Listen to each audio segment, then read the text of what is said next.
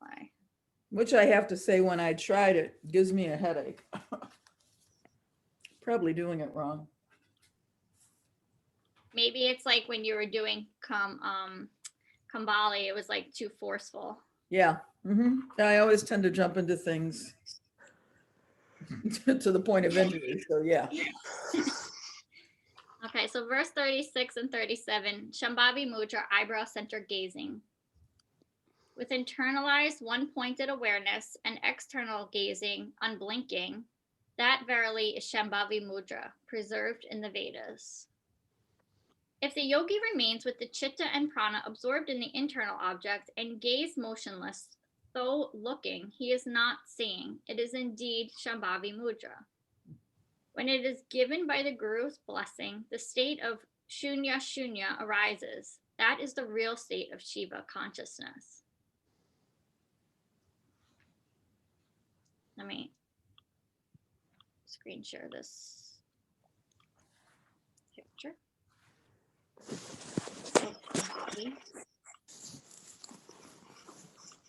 Technique. Sit in any meditative posture and prepare yourself as for meditation. Then open the eyes and gaze upward at the eyebrow center. Keep the eyes steady and hold for as long as possible. When the eyes become tired, close them and keep your gaze fixed on the Shidakasha, the space in front of the closed eyes. After some practice, a light will appear when the eyes are open. After more practice still, the light will appear when the eyes are closed. Concentrate on that point of light. When the light appears, it must be concentrated upon and held in the center. Shambhavi Mudra can be practiced on its own or in combination with other practices of pranayama, bandha, and asana. It is also used in Kriya Yoga. Once you can practice it externally without the eyes tiring, practice it with closed eyes. Shambhavi and Khetri states, though there is a difference in the place of concentration or influence, both bring about ecstasy, absorption, and void in the experience of Chit Sukha, or the pleasure of consciousness. Khetri directly stimulates Lalana and Bindu, which releases a nectarine fluid that is responsible for creating the state of ecstasy. Lalana and Bindu are in close proximity to Ajna chakra. Shambhavi Mudra directly awakens Ajna. Both Shambhavi and Khetri cause the external mind to turn off, and both awaken the inner awareness. Swami Muktananda states that during the period of his sadhana, secretions sometimes flowed profusely from the cranial region, and his eyeballs would spontaneously roll upwards into Shambhavi. In deep meditation, his tongue would automatically go upwards through the nasal pharynx, and a voice from within instructed that this would create a greater state of experience by opening the passage to Sahasrara. With perfect concentration, the pupils fixed on the light by raising the eyebrows up a little. As the previously described Shambhavi mind is joined and instantly Umani occurs. What is perfect concentration? When the totality of awareness knows only the object upon which it is concentrated. Perfect concentration is meditation. Perfect meditation is samadhi. When you gaze at the eyebrow center for an extended period, a small light appears. That has to be seen with the eyes closed and concentrated upon until nothing else exists except the light. When samadhi is achieved through the practice, it is called unmani. Some people are confused by the agamas. Some are confused by the nigamas and logic. They are bewildered, not knowing how to be liberated. Agamas are the shastras of Shaivism in which Shiva teaches Shakti. Shiva being the guru and the ultimate reality. I can't get out of my head that Friends episode where Ross is going crazy about not, or whatever word he's saying. It's reminding me of that unmani, and it's like unami, and it's like such a weird episode. Anyway, that's why my mind is scattered right now. Agamas are shastras of Shaivism in which Shiva teaches Shakti, Shiva being the guru and the ultimate reality. Nijamas are the shastras of the Shaktas, in which Shakti instructs Shiva, Shakti being the guru and source of self-realization. In the Agama, Shiva is the supreme, just as the Vedanta it is Brahman. However, Nijama says that Shiva is lifeless without Shakti, and therefore Shakti should be realized first. For without that realization, Shiva cannot be attained. People who are bound to either one of those concepts are limiting their capacity to realize and understand, because Shiva and Shakti, though two opposite aspects, are ultimately one and the same force. In each Uga, there has been a particular part of the Vedas specifically allotted for the people of that age, to guide them in spiritual and worldly life. During the Satya Yuga, Dharma, or the right way of living, was given in the Shruti. During the Treta Yuga, in the Smriti, during the Dwapara Yuga, in the Purana, and during the Kali Yuga, in the Agama, Nijama, and the 64 Tantras. The sadhanas in this style of imparting spiritual knowledge in each of these shastras pertain only to the people of that yuga. If the sadhana suited to one particular yuga is adopted in another yuga, it will not bear fruit because the capacity of the individual for faith and concentration changes from age to age. In the Mahanirvana Tantra, it is said that if a person of the Kali Yuga should perform the same yajnas, fire ceremonies, that were formerly done in the Satya Yuga, that would not bear the desired fruit because of the absence of Pashurbhava, or control of the animal instinct. Even today in the Kali Yuga, the spiritual knowledge and sadhanas given in the Agama, Nijama, and Tantras can be understood by very few people. People as a whole are unable to involve themselves in sadhana and the spiritual quest. They are more able to understand what they read in the newspapers. Nevertheless, they are collectively more attuned to the possibility of spiritual evolution by the practices of Tantra and Yoga than by austerities, conduct, and observances, which were most suitable for other ages and other generations of people. Verse 41. Mind steady, eyes semi-open, gaze fixed on the nose tip, the moon, Ida, and sun, Pingala, suspended without any movement, physical or mental, that one attains the form of light, Gyoti, which is endless and complete, radiant, the supreme. What more can be said? Gaze fixed on the nose tip is the description of Nasigara Mudra, which has not been previously listed among the 10 mudras, but it is a practice of Hatha Yoga which directly awakens the Kundalini Shakti in Muladhara. Sitting either in Siddhihasana, Siddhi Asana, gaze subtly at the tip of the nose. The eyes will become slightly convergent and the two sides of the nose are seen. Concentration should be centered in the very middle. At first, the vision will be unsteady and the eyes will tire quickly. With a little practice each day, the eyes will become accustomed. As you gaze at the nose tip, concentrate on the movement of breath through the nostrils and determine which nostril the breath is flowing. When both nostrils are open, in example, Sushumna is flowing, the practice is taking effect. After 5 to 10 minutes, close the eyes and look into a dark space in front of the closed eyes, the Chitakasha. If you see light in the darkness, concentrate on that, because that is the light which can completely absorb the consciousness. Meditation is the spontaneous result of concentration on the mind. Dharana or concentration can be practiced, but meditation cannot. Dhyana and meditation occur when the mind stops oscillating off the point of concentration, when the witnessed, and process of witnessing alone remain. Dhyana is ekagra, or one-pointedness of mind, when the vrittis or mental movements are confined to the process and the object of concentration. By external gazing at the nose tip, vision of the inner light is aroused because the flow of Shakti in the mind and body become concentrated. When you turn on the light switch, the light emanates from the bulb. The same applies in the physical body. When the Kundalini Shakti is released from Muladhara, it is drawn up to Ajna Chakra, where the inner light appears. That light, when seen, should be concentrated upon because it is the essence of being, the inner light or Gyoti. The purpose of practicing Nasigara Mudra is to arouse that experience. Verse 42. Worship the lingam neither by day nor by night. By blocking the day and night, the lingam should always be worshipped. There's a picture here. This is the picture. Worship the lingam neither by day nor night is an ambiguous sentence which should not be taken on face value.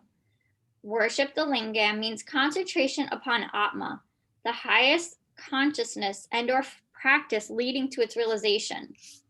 Day and night means Ida and Pingala, though of course it can be taken literally. The best time to practice is during the flow of Sushumna at sunrise, sunset, midday, or midnight. Practice at other times inevitably proves fruitless because there are only times when both the subtle bodies and subtle states of mind become readily accessible. By blocking the day and night means stopping the flow of Shakti in Ida and Pingala nadis, stopping awareness or consciousness of day and night, time and space, and all other dualities associated with mundane consciousness. Then only will subtle awareness arise. Worship of the Shiva Lingam has been misinterpreted by Indologists and researchers since they began the study of spiritual practices of the people of India in the last few centuries. Unfortunately, in the Sanskrit dictionary, one of the meanings given for the word Shiva Lingam is phallus, the male organ of Shiva. When these first researchers, who were not well versed in Sanskrit, its history, grammar, came to explain and record their thesis on Shiva Lingam, they just took the dictionary and came to the conclusion that it refers to phallus worship. In their wake, other research scholars have made the same mistake repeatedly. They even thought that perhaps there was some primitive tribal rite of the Hindus where all females worshiped the male organ. Oh, yeah. That is how a very unclassical and underdeveloped brain works. According to Sanskrit grammar and the philosophy connected with it, the term lingam means a state which is invisible, which is unseen, but which is in existence. Many thinkers and most artists and poets can understand this concept very well. You cannot see emotions, frustration, or joys. If they are in you, you feel them. If they are not in you, you cannot feel them, although they exist in the other person. This means that ordinary human emotion should have a form, although it is invisible. Similarly, consciousness is formless and abstract. Here, consciousness does not mean human consciousness. It means the total cosmic consciousness. Any word can be used to indicate that consciousness: Brahman, God, Allah, etc. The consciousness is invisible, abstract, and infinite. It cannot be comprehended by the finite mind. The ultimate reality is incomprehensible to anyone, even to a saint or a yogi or to the Paramahasma.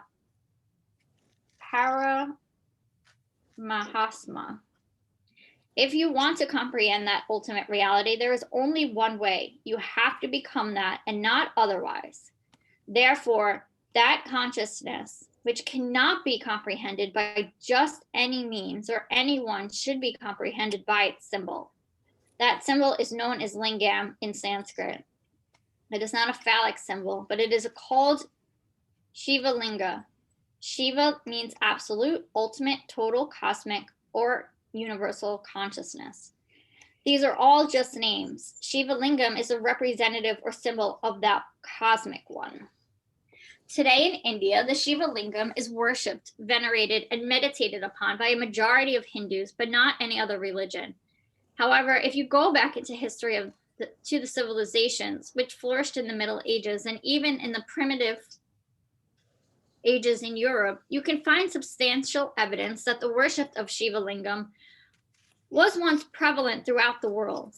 In the ancient pre-Columbian civilization, in the cultural philosophy of the Aztecs, Incas, and native Indian tribal families, and even in Mexico, the worship of Shiva was prevalent. Last century and early this century, when some of the churches in England were excavated after damage, the Shiva Lingam was found underneath. This shows that worship of the lingam was not confined only to the Hindu religion. However, it is the Hindus who have preserved it. The oval-shaped stone of the Shiva Lingam is not carved. It is found exactly in that shape, ranging from a few inches to about 15 feet. An example, 5 to 6 meters high. Its source is along the banks of the river Narmada, which originates in central India and flows toward the west, ultimately merging in the Arabian Sea. From there, Shiva Lingams are taken and established in Shiva temples. The temples are not constructed just because somebody has the money to do it. Somebody has a revelation in a dream or in meditation and is told where to find the Shiva Lingam and where to build a temple. The Shiva Lingam is not a god. It has nothing to do with ritualistic worship. It is an ancient replica of an event which triggered man into conscious awareness and brought him from the state of ape man to man. In the depth of human consciousness and in the center of the brain, there is an unseen force, an invisible power, or an invisible substance, without which you are not human. You know that you are. You know that you know that you are. You know that you know that you know that you know you are. An animal does not know it, but you know it. I think that's true because I think Kramer thinks he's a spoiled little human sometimes.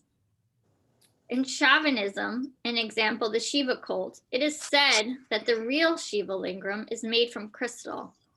In Sanskrit, it is called Spatik Lingam.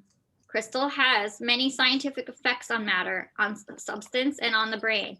It is not just a simple piece of stone or glass. It possesses the power to grasp all the sound vibrations, gross and subtle. Any vibrations passing through the sound matrix, through the dimensions of sound, will hit crystal objects.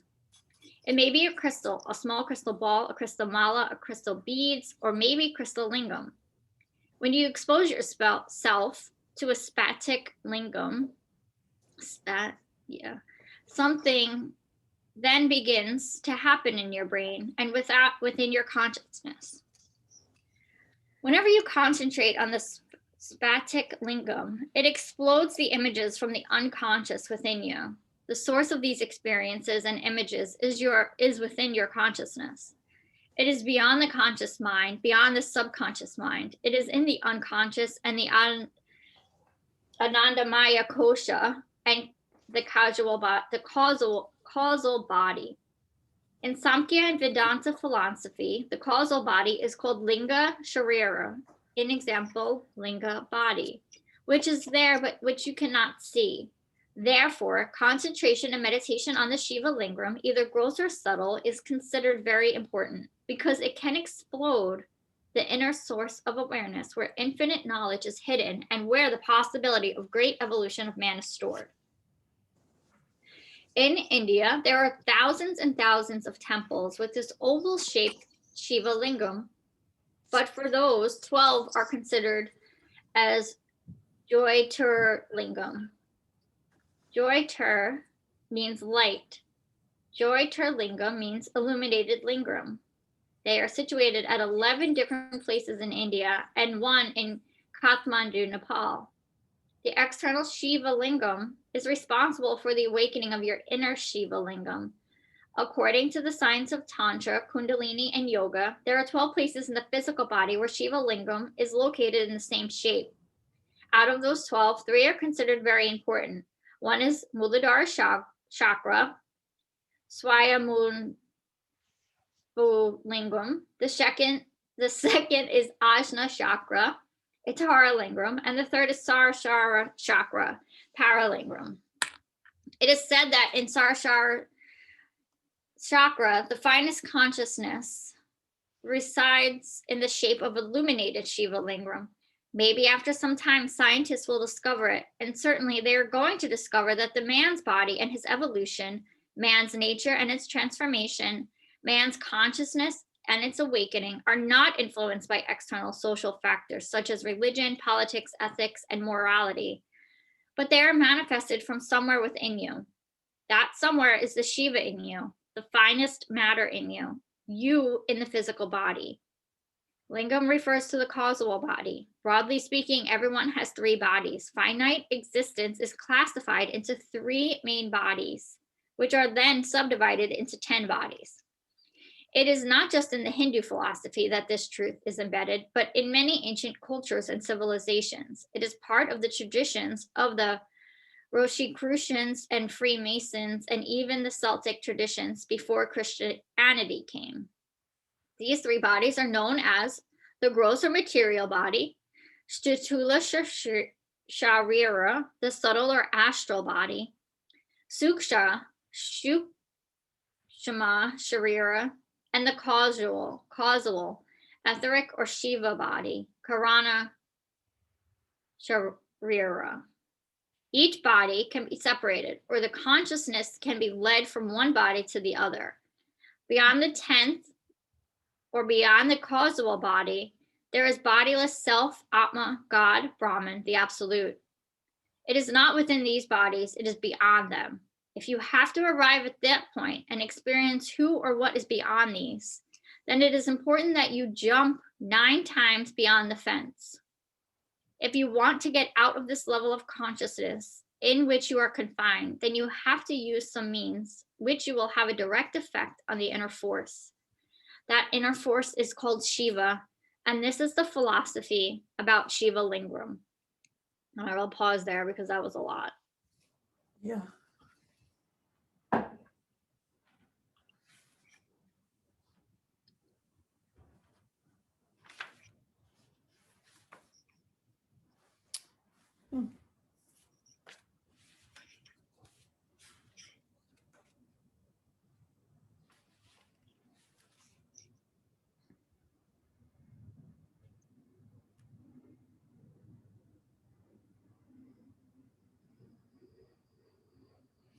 You know, the very first time I went to Italy, we did sort of like an Airbnb apartment rental in Rome, and we spent a week there. And it was like a 6th floor walk up, and the ceilings were really high. So each of the flights were, let me just tell you, at the end of the day, after being out all day, it was torture. But once you got to the top, it was gorgeous. Big, tall windows. We were sort of in the sky, and you got to see the neighborhood below and the ruins to our left, you know. But the guy who owned the place was a videographer and a documentary maker. And he had spent a lot of time in India. And I had started yoga maybe a couple of years before that. And I was entranced by this tiny altar he had set up. And now I know what that thing was that he had in the center of the altar. First, I thought it was maybe a sort of an abstract kind of elephant or animal of some kind. But he had, that wasn't the only thing on this altar. It was really only like 12 inches by 12 inches, and he had built a shelf into the wall. And that's what this is. And I did not know. Interesting. Yeah.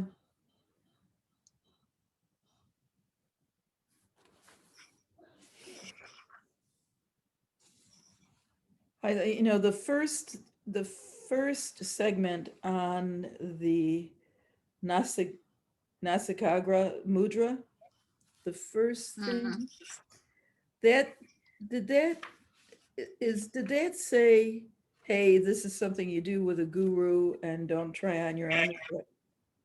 Was that cautionary note given? I do not Let me see. I don't remember. I want to say no, but I want to just double check. Yeah, I'm looking at it now too.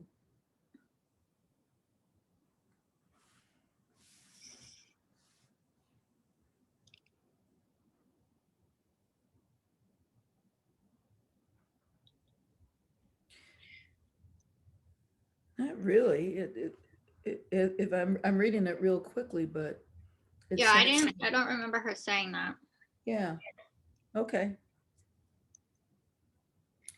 So the practice of this is you do it first with your eyes open and then you try it with your eyes closed. Is that okay? Yes, after 5 or 10 minutes, close the eyes and look into the dark space. Yeah, I feel like it would be harder to do. And so that would just be the nose tip before you bring it to the center of the eyebrows. Right. Okay, well, There should never be any strain, though. If you're starting to strain or feel uncomfortable, you're trying too hard to do it, is what my teachers taught me yeah, I'll keep about that this in mind. particular 'Cause one. even Yeah, it's just a. when I do it now, my eyes are weird anyway, and it might have something to do with the musculature. And I've had to have a couple of eye surgeries, so who knows? Maybe that affects it. But you're really more Yeah, muscular. I wonder too if you take your glasses off and try doing it. Oh, you look beautiful, Pam. A blob. It doesn't feel like I'm doing it with both eyes. It feels like I'm sort of switching between one eye and then the other, which I think kind of negates the whole practice. it's not like a seeing with your eyes thing. It's like a just gently moving your eyes and then seeing deeper than your eyes. Was my vague explanation of it. Okay. I do know And sometimes when I'm thinking, if I'm meditating with my eyes closed, I almost feel like I'm focusing on a central point. And for what is that? Shiddha. Pasha, yeah. Yeah, and that is comfortable. That, when if I get there, that it doesn't bother me at all. It's this other thing. Oh well, Well, it's just like anything else when you're working a muscle, like you have to be patient and go slow. And it might be a few seconds every day until like you build up to a whole minute. yeah, Might take a long time to get there. yeah.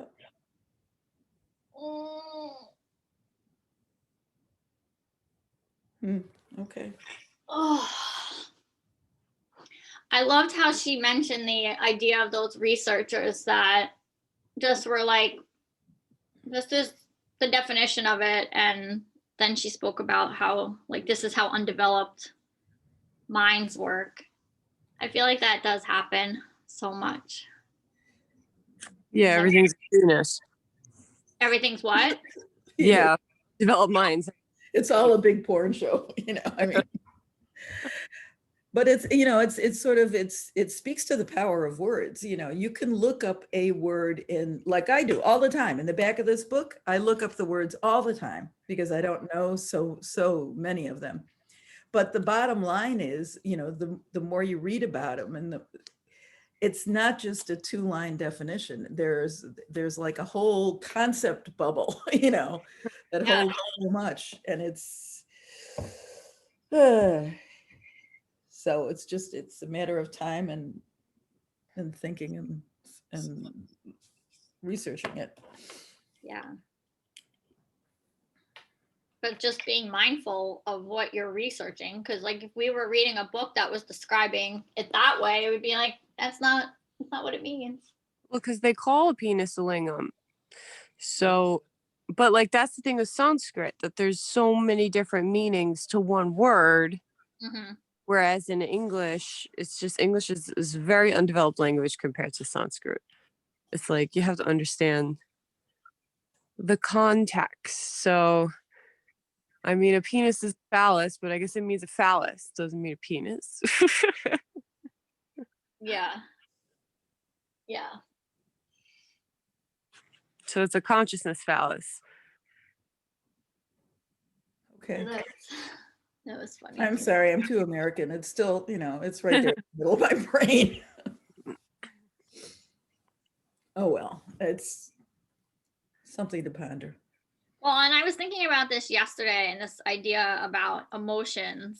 And she touched upon it today that we can't see emotions. Like, I mean, you can see the expression of an emotion. Like if you're happy, you're going to see a smile, but you can't like physically see what happiness is.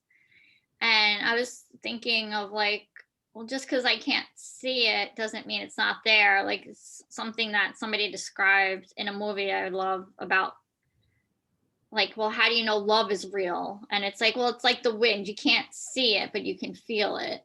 And I guess that's what I was thinking about, like this idea of this universal unicorn or this being. It's like, just because I can't see it.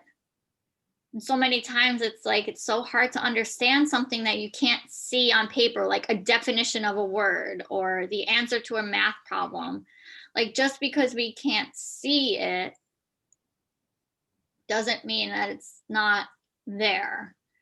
Whether it's a universe unicorn or the right definition to the word or the context of the word.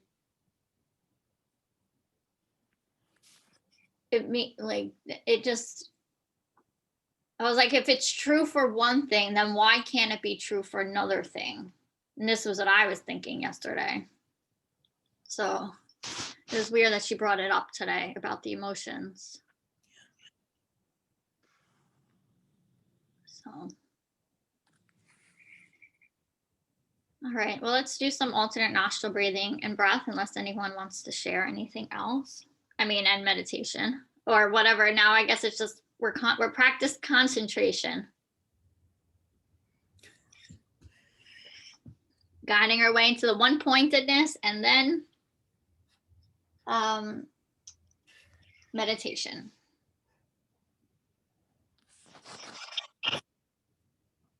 So if you want to work with that Shambhavi mudra or starting with the nose tip gazing to start today, that might be something you start to build into your practice if you haven't already.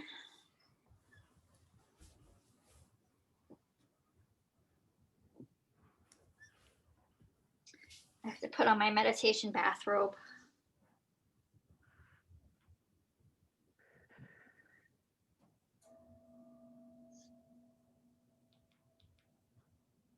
All right, so just taking a few breaths in through the nose, out through the nose, creating a straight spine, whether you're sitting up or laying down.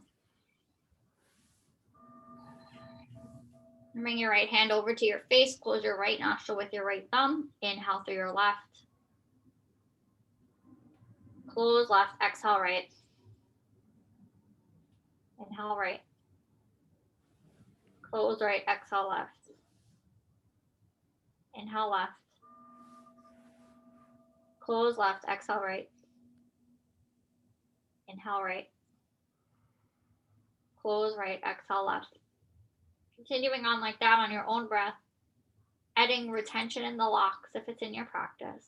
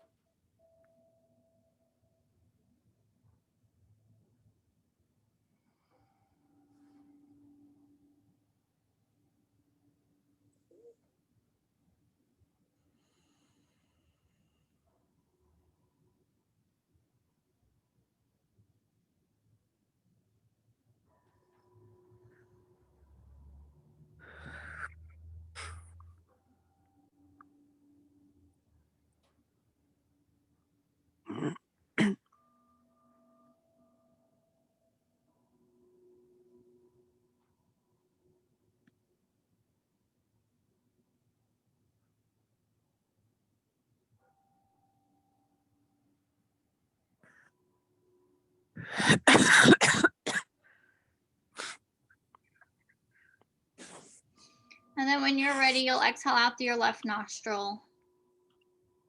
Oops. And I'll set the timer for our meditation. You'll join us when you're ready.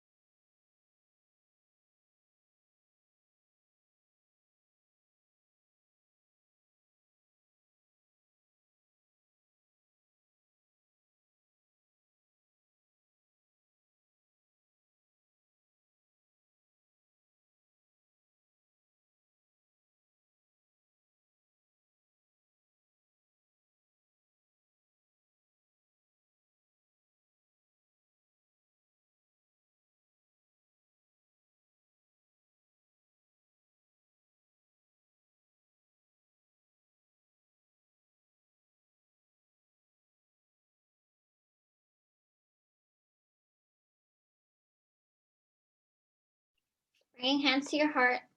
Namaste. Merry Christmas Eve. Happy holidays.